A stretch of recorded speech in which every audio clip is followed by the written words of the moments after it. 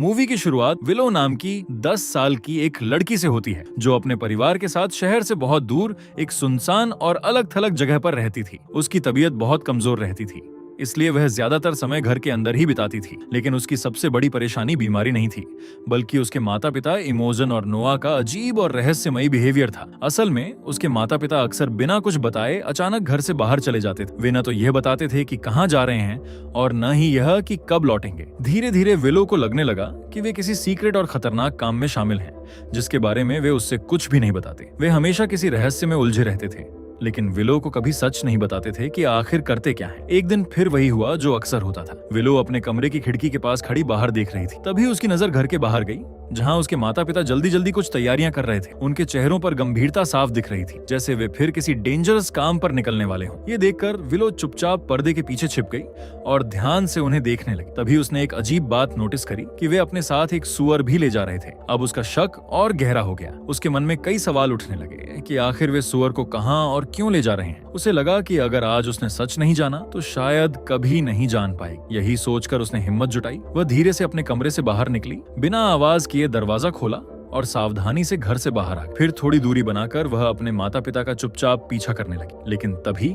अचानक पीछे से किसी ने उसका हाथ कसकर पकड़ लिया। विलो डर गई और मुड़कर देखा तो वह उसका दादा वाइल्डर था। वाइल्डर ने सख्त आवाज में कहा कि अंधेरा होने के बाद उस इलाके में जाना सख्त मना है। विलो ने धीरे से कहा कि अभी तो अंधेरा भी नहीं हुआ है, लेकिन वाइल्डर ने उसकी एक नहीं सुनी और उसे वापस घर ले आया। उस घटना के बाद विलो और बेचैन हो गई। वह पूरे दिन चुप रही और बार बार दरवाजे की तरफ देखती रही। उसके मन में बस यही सवाल घूम रहा था कि उसके माता पिता आखिर कर क्या रहे हैं। तभी इमोजन वापस लौटी, लेकिन इस बार वह अकेली थी। नोआ उसके साथ नहीं था। उसी समय विलो की नजर उसके हाथों पर गई, जहां इमोजन नोआ के सारे कपड़े लेकर आई थी, लेकिन उसका भारी कोट उसके साथ नहीं था। ये देखकर विलो का दिल जोर से धड़कने लगा। तभी उसकी नजर दरवाजे के पास खड़े वाइल्डर पर गई। वह पहले से वहीं खड़ा था और उसके चेहरे पर गुस्सा साफ दिख रहा था। उसने कठोर आवाज में कहा कि इस घर में जो कुछ भी हो रहा है वह अब और बर्दाश्त नहीं कर सकता। इमोजन बहुत थकी हुई और परेशान लग रही थी। उसने वाइल्डर की बात का कोई जवाब नहीं दिया और चुपचाप अंदर चली गई। रात के खाने पर सब लोग ऐसे बैठे जैसे कुछ हुआ ही ना। तभी बाहर से लंबी और डरावनी आवाजें गूंजने लगी, जैसे कोई भेड़िया छत की तरफ देखकर चिल्ला रहा हो। वह आवाज सुनते ही विलो घबरा गई और उसके हाथ कांपने लगे। इमोजन ने तुरंत नॉर्मल बनने की कोशिश करते हुए कहा कि वह सिर्फ लोमड़ियों की आवाज है, डरने की कोई बात नहीं। लेकिन विलो का डर कम नहीं हुआ। खाना खत्म होते ही वह चुपचाप अपने कमरे में चली गई। वहां जाकर वह अपने लकड़ी के डॉल हाउस से खेलने लगी, जो बिल्कुल उसके असली घर जैसा बना था। उसी समय उसे नीचे से किसी के कराहने की बहुत हल्की आवाज सुनाई दी। उसका दिल तेजी से धड़कने लगा। वह धीरे धीरे बिस्तर से उठी और सावधानी से सीढ़ियों से नीचे उतरने लगी। फिर वह अपने माता पिता के कमरे के दरवाजे तक पहुंची। वह उसे खोलने ही वाली थी कि अचानक सब बदल गया और उसकी आंख खुल गई। तब उसे एहसास हुआ कि यह सब सिर्फ एक बुरा सपना था। लेकिन अगली सुबह जो हुआ उसने उसके डर को और बढ़ा दिया। नोआ घर लौट आया था, मगर उसकी हालत बहुत खराब थी। वह ठीक से चल भी नहीं पा रहा था, इसलिए इमोजन उसे सहारा देकर अंदर लाई। दरवाजे पर खड़े वाइल्डर ने चिंता भरी आवाज में कहा कि उसकी हालत दिन प्रतिदिन बिगड़ती जा रही है, लेकिन इमोजन ने कोई जवाब नहीं दिया। वह चुपचाप नोआ को कमरे में ले गई और दरवाजा अंदर से बंद कर दिया। विलो दूर खड़ी यह सब देखती रही। उसका दिल अनजाने डर से भर गया। कुछ देर बाद वह रोज की तरह अपना काम करने बाहर गई। तभी उसकी नजर बगीचे के एक कोने पर पड़ी। वहां इमोजन झुकी हुई थी और नोआ का वही भारी कोट धो रही थी जो पिछली रात उसके पास नहीं था। विलो ने ध्यान से देखा, कोट से निकलता पानी धीरे धीरे लाल हो रहा था, जैसे उसमें खून मिला हो। ये देखकर उसका डर पहले से कहीं ज्यादा गहरा हो गया। अब उसके मन में शक की जगह साफ भय ने ले ली थी। आखिरकार उसने हिम्मत करके अपनी माँ से पूछ ही लिया कि वे हर बार कहाँ जाते हैं। जैसे ही उसने सवाल किया, इमोजन ने गुस्से में बर्तन जोर से रख दिए। उसकी हर हरकत में चिढ़ साफ दिखाई दे रही थी, लेकिन उसने विलो के सवाल का कोई जवाब नहीं दिया। फिर उस रात विलो ने अपने पिता को कमरे के अंदर रोते हुए सुना। वह धीमी आवाज में कह रहे थे कि उनकी हालत दिन ब दिन बिगड़ती जा रही है। वहीं इमोजन नोआ को समझा रही थी कि सब ठीक हो जाएगा, लेकिन उसकी आवाज में भरोसे से ज्यादा घबराहट थी। थोड़ी देर बाद कमरे का दरवाजा खुला और इमोजन बाहर आ गई। जैसे ही वह वहां से दूर गई, विलो चुपचाप अपने कमरे से निकली और धीरे धीरे उस दरवाजे तक पहुंची। फिर वह चाबी के छेद से अंदर देखने लगी ताकि पता चल सके कि उसके पापा किस हालत में हैं। लेकिन जैसे ही उसने अंदर झांका तो अंदर से एक आंख सीधी उसे घूरती दिखाई दी। यह देखकर विलो बहुत डर गई और तुरंत पीछे हट गई। डर कर वह भागती हुई अपने कमरे में गई, दरवाजा बंद किया और सामने अपना लकड़ी का खिलौना घोड़ा रख दिया ताकि अगर कोई दरवाजा खोले तो उसे पता चल जाए। अगली सुबह सब कुछ सामान्य लग रहा था। तभी इमोजन ने अचानक विलो से कहा कि वे दोनों घूमने जाएंगे। जाते समय वाइल्डर ने विलो को कुछ पैसे दिए और चुपचाप उन्हें विदा किया। घर से दूर निकलते ही विलो खुश हो गई, क्योंकि काफी समय बाद वह बाहर खुली हवा में आई थी। रास्ते में इमोजन ने कार रोकी और अपने साधारण किसान वाले कपड़े बदले और कार में छुपाकर रखी सुंदर ड्रेस पहन ली। विलो ने अपनी माँ को देखकर मुस्कुराते हुए उसकी तारीफ की। फिर दोनों ने खाली सड़क पर गाड़ी चलाने की कोशिश की और हंसने लगी। कुछ देर के लिए सब कुछ सामान्य लगने लगा। गांव पहुंचकर इमोजन ने विलो के लिए नए कपड़े खरीदे। दोनों ने थोड़ा अच्छा समय साथ बिताया और शाम होने से पहले घर लौट आए। लेकिन घर पहुंचते ही माहौल बदल गया, क्योंकि नोआ बहुत बेचैन लग रहा था। वह ऐसा व्यवहार कर रहा था जैसे वे बहुत लंबे समय बाद लौटे हों। उसने मजाक में भिड़ी की आवाज निकाली और विलो को हंसाने की कोशिश की। फिर अचानक उसने विलो और इमोजन को कसकर गले लगा लिया और भावुक होकर कहा कि वे उसे फिर कभी अकेला छोड़कर ना जाएं। करीब 1 महीने बाद विलो अपने कमरे में खेल रही थी। तभी इमोजन ने दरवाजा खटखटाया, लेकिन सामने रखा लकड़ी का घोड़ा रास्ते में फंसा था, इसलिए दरवाजा ठीक से नहीं खुला। तब इमोजन ने बाहर से कहा कि उसे कुछ देर के लिए बाहर जाना है और लौटने में देर होगी। उसने बताया कि विलो का पसंदीदा खाना ओवन में रखा है, भूख लगे तो खा लेना। ये सुनकर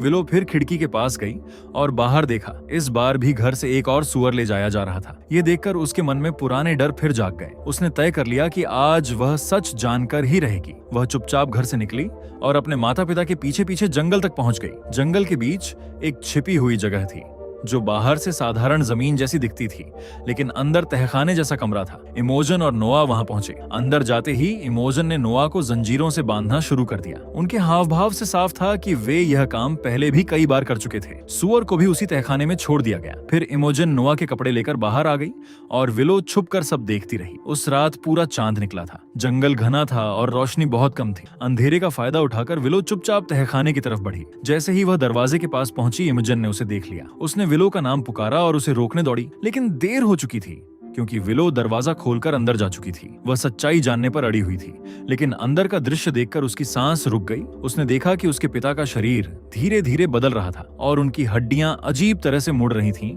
जैसे अंदर से कोई उन्हें तोड़ रहा हो। कुछ ही पलों में वह इंसान नहीं बल्कि किसी डरावने प्राणी जैसे दिखने लगे। इससे पहले कि बदलाव पूरा होता, इमोजन ने पीछे से विलो को पकड़ लिया और वो तुरंत उसे वहां से लेकर घर की तरफ ले जाने लगी। लेकिन जो कुछ विलो देख चुकी थी, उसे सहन करना आसान नहीं था और डर और सदमे से वह घर पहुंचने से पहले ही बेहोश हो गई। धीरे धीरे उसकी तबीयत संभली, लेकिन उसके माता पिता खुद इतने टूट चुके थे कि उसकी ठीक से देखभाल नहीं कर पा रहे थे। इसलिए कुछ समय के लिए विलो अपने दादा वाइल्डर के घर चली गई। एक दिन वह दरवाजे के पीछे खड़ी थी जब उसने अपने माता पिता और वाइल्डर की आवाजें सुनी। वे लोग विलो को लेकर झगड़ रहे थे। उसके माता पिता उसे लेने आए थे, लेकिन वाइल्डर उसे उनके साथ भेजने को तैयार नहीं था, क्योंकि वह नहीं चाहता था कि उसकी पोती उस हैवान के घर में रहे। लेकिन बहस खत्म नहीं हो रही थी और माहौल बिगड़ता देख विलो ने चुपचाप फैसला कर लिया कि वह अपने घर वापस चली जाए। घर लौटते ही उसका दुख और गुस्सा बाहर आ गया। उसने अपनी नई फूलों वाली ड्रेस फाड़ दी और रोने लगी। अब उसके लिए खिड़की ही बाहर की दुनिया से जुड़ने का एकमात्र सहारा रह गई थी। लेकिन एक रात अचानक सब बदल गया। आधी रात के सन्नाटे में उसके कमरे का दरवाजा धीरे धीरे हिलने लगा। ये देखकर विलो डर कर छुपने की कोशिश करने, लेकिन अचानक दरवाजा जोर से खुल गया। दरवाजा खुलते ही उसने देखा कि सामने उसके दादा वाइल्डर खड़े थे। उन्होंने अंदर आते हुए धीमी आवाज में कहा कि वह उसे अपने साथ ले जाने आए हैं। ये सुनकर विलो जल्दी जल्दी अपना छोटा सामान समेट लेती है। फिर दोनों चुपचाप वहां से निकलने ही वाले होते हैं कि इमोजन की नींद खुल जाती है। वह सामने आकर उनका रास्ता रोक लेती है।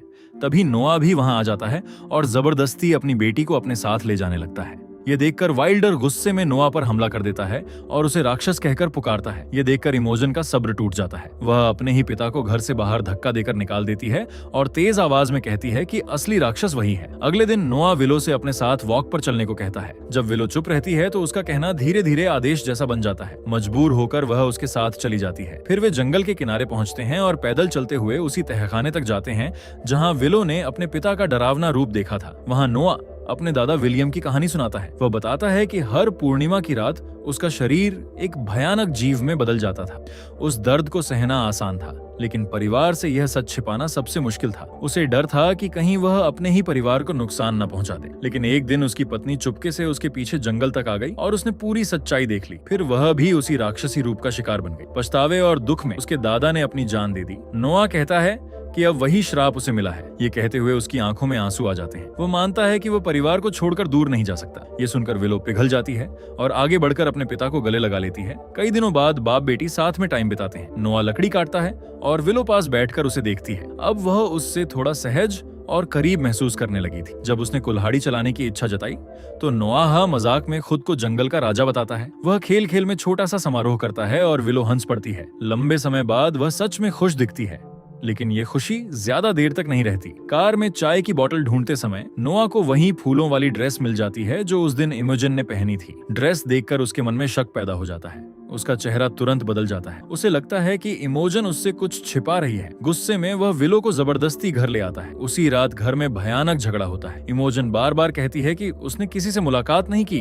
और कुछ नहीं छिपा रही, लेकिन नोआ गुस्से में जोर से चिल्लाता है तो अगले ही पल टूटकर माफी मांगने लगता है। ऐसा लगता है जैसे वह खुद से ही लड़ रहा हो। आखिर में वह इमोजन से कहलवाता है कि कुछ भी नहीं बदलेगा और सब पहले जैसा ही रहेगा। कुछ दिनों बाद विलो का बर्थडे आता है। उस दिन उसने अपनी पसंदीदा सिली हुई ड्रेस पहनी होती है। तभी दरवाजे पर दस्तक होती है। वाइल्डर आता है और पुरानी बातों के बाद भी उसे अंदर आने दिया जाता है। दिन शांति से बीतता है और सब नॉर्मल रहने की कोशिश करते हैं, लेकिन रात होते ही विलो के मन के सवाल फिर जाग जाते हैं। सोने से पहले वह अपनी माँ से पूछती है कि क्या उनका परिवार सच में सेफ है। इमोजन उसे गले लगाकर कहती है कि चाहे कुछ भी हो वह उसे कभी नुकसान नहीं होने देगी। फिर वह दिन आता है जब नोआ को दोबारा जंगल जाना पड़ता है। उसी रात विलो को डरावना सपना आता है। वह देखती है कि उसके पिता की आवाज उसे बुला रही है। वह आवाज उसे अपनी ओर खींच रही होती है, जैसे कोई अदृश्य ताकत उसे बुला रही हो। सपने में वह अपने गुड़िया घर का छोटा दरवाजा तोड़ देती है, जैसे पिता को अंदर आने का रास्ता दे रही हो। फिर उसे लगता है कि उसके अपने शरीर में भी बदलाव शुरू हो रहा है। डर कर वह हांफते हुए जाग जाती है। प्यास लगने पर वह नीचे पानी पीने जाती है। घर में गहरा सन्नाटा होता है, लेकिन बाहर तेज हवा चल रही होती है। उसे लगता है जैसे कोई गेट जोर जोर से हिला रहा हो। तभी उसे महसूस होता है कि बाहर कोई खड़ा है। डर और उम्मीद के बीच वह धीरे से अपने पिता का नाम पुकारती है। उसे लगता है शायद वह लौट आए हों। वह कांपते हाथों से गेट का ताला खोलने लगती है, लेकिन तभी पीछे से तेज कदमों की आवाज आती है। इससे पहले कि वह कुछ समझे, वाइल्डर वहां पहुंच जाता है। वह उसे पकड़कर अंदर खींच लेता है और जोर से दरवाजा बंद कर देता है। फिर घर के सारे दरवाजे और खिड़कियां मजबूती से बंद कर देता है, जैसे बाहर सच में कोई बड़ा खतरा हो। शोर सुनकर इमोजन भी वहां आ जाती है। हालात देखकर वह और ज्यादा घबरा जाती है। फिर वह तुरंत कुत्ते को उठाकर विलो के कमरे में ले जाती है ताकि वह अकेली महसूस ना करे। इसके बाद इमोगेन ने कमरे का दरवाजा बंद किया और गंभीर चेहरे के साथ वाइल्डर से बात करने चली गई, क्योंकि अब हालात साफ बता रहे थे कि कुछ बहुत गलत हो रहा। हमेशा की तरह विलो चुपचाप सब सुन रही थी। धीरे धीरे दोनों की बातचीत बहस में बदल गई। आवाजें तेज होने लगीं और घर का माहौल तनाव से भर गया। डर की वजह से विलो की सांसें तेजी से चलने लगीं और अचानक उसकी आंखों के आगे अंधेरा छा गया। फिर वह बेहोश होकर जमीन पर गिर पड़ी। आवाज सुनते ही इमोजन और वाइल्डर घबरा गए और तुरंत उसकी तरफ दौड़े। पास जाकर उन्होंने देखा कि उसका ऑक्सीजन सिलेंडर पूरी तरह खाली हो चुका था। ये देखते ही इमोजन बिना समय गंवाए दूसरा सिलेंडर लेने बाहर भागी। उसके मन में बस एक ही बात, किसी भी तरह विलो को बचाना है। लेकिन तभी बाहर लगा लोहे का गेट जोर जोर से हिलने लगा, जैसे कोई पूरी ताकत से उसे तोड़ने की कोशिश कर रहा हो। इमोजन डर और गुस्से में बाहर की तरफ चिल्लाने लगी, मानो अंधेरे में छिपे खतरे को चुनौती दे रही हो। दूसरी तरफ वाइल्डर विलो को संभालने की कोशिश कर रहा था। तभी अचानक जोरदार धमाका हुआ और गेट टूट गया। अगले ही पल साफ हो गया कि नोआ, जो अब पूरी तरह वेयरवुल्फ बन चुका था, घर के अंदर घुस आया है। हालात समझते ही वाइल्डर ने बिना हथियार उसके सामने खड़े होने का फैसला किया। उसने इमोजन और विलो को छिप जाने को कहा और खुद नीचे चला गया। उसने दरवाजा पकड़कर उसे रोकने की कोशिश की, लेकिन उस दानव की ताकत के सामने ज्यादा देर टिक नहीं पाया। हमला इतना भयानक था कि वाइल्डर पीछे जा गिरा और दीवार पर लगे नुकीले सींगों में बुरी तरह फंस गया। कुछ देर बाद विलो को होश आया। आंख खुलते ही इमोजन ने उसका मुंह दबा लिया ताकि वह डर के मारे चीख न पड़े। दोनों चुपचाप फर्श पर लेटी रहीं और बाहर की हर आवाज सुनती रहीं। तभी भारी कदमों की आवाज उनके पास से गुजरी और फिर धीरे धीरे दूर चली गई। थोड़ी देर बाद कुत्ते की दर्द भरी चीख सुनाई दी। इमोजन समझ गई कि वह मासूम जानवर भी उस राक्षस का शिकार बन चुका है। उसी पल उसने तय कर लिया कि यहाँ रुकना मौत को बुलाना है। इसलिए माँ बेटी धीरे धीरे आगे बढ़ी और सावधानी से बाहर खड़ी कार तक पहुंच गई। इमोजन ने विलो को अंदर बैठाया, लेकिन वाइल्डर को अकेला छोड़ना उसे मंजूर नहीं था। इसलिए वह फिर से घर के अंदर दौड़ी। अंदर पहुंचकर उसने वाइल्डर को सींगों से निकालने की पूरी कोशिश की। वह बुरी तरह घायल था और मुश्किल से खड़ा हो पा रहा था। इमोजन उसे सहारा देकर हटाने ही वाली थी कि तभी राक्षस की भारी आहट सुनाई दी। खतरा समझते ही वो वाइल्डर को लेकर बेसमेंट की तरफ भागी। ऊपर वह जीव इधर उधर घूम रहा था। तभी अचानक इमोजन का हाथ चूहेदानी में फंस गया और दर्द से उसके मुंह से चीख निकल गई। आवाज सुनते ही वह दानव फर्श तोड़कर नीचे आ गया। दोनों जान बचाने के लिए भागे, लेकिन कुछ दूर जाकर देखा कि लोहे का गेट बंद था। उन्होंने उसे खोलने की कोशिश की, मगर वह नहीं खुला। कार में बैठी विलो ने हिम्मत दिखाई। उसने हुक गेट में फंसाया और पूरी ताकत से कार आगे बढ़ाई। तेज झटके के साथ गेट खुल गया और रास्ता बन गया। लेकिन खतरा अभी खत्म नहीं हुआ था। वाइल्डर बहुत घायल था और कार भी स्टार्ट नहीं हो रही थी। मजबूरी में तीनों पैदल जंगल की तरफ भागे।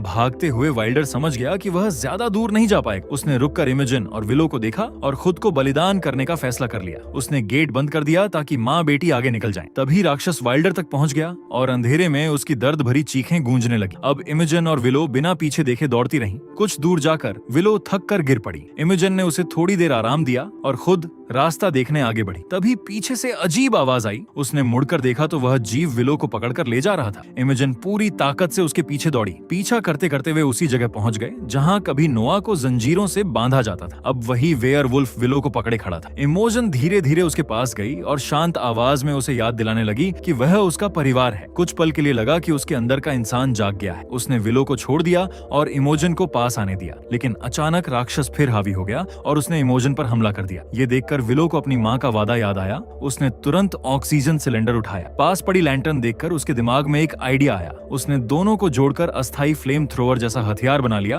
और कांपते हाथों से अपने वेयरवुल्फ बने पिता पर आग छोड़ दी। आग की लपटों में घिरकर नोआ दर्द से चीखा और जमीन पर गिर पड़ा। इमोगेन किसी तरह बच गई। फिर माँ बेटी ने भारी दिल से नोआ का अंत होते देखा। इसी के साथ ये डरावनी मूवी खत्म हो जाती है। अच्छी लगी तो लाइक एंड सब्सक्राइब करें। Thanks for watching.